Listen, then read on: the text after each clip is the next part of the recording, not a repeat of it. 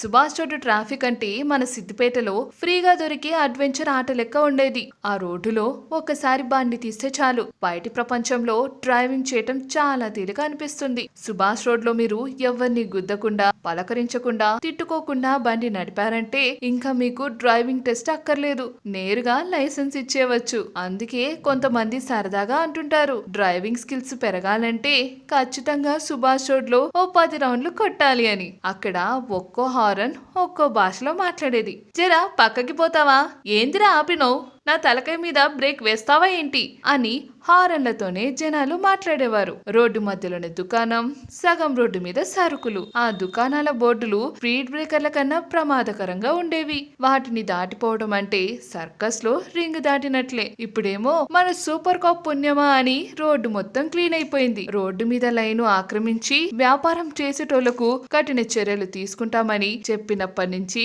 పరిస్థితి మారింది. ఇప్పుడు ఏకంగా 20 ఏళ్ల తర్వాత సుభాష్ రోడ్ లో రద్దీ లేక పోసిపోయింది. ఈ మార్పుల వల్ల సుభాష్ రోడ్ ఇంకా ప్రశాంతంగా అవుతుందా, లేక మళ్ళీ జాతర లెక్కనే అవుతుందో చూడాలి మరి.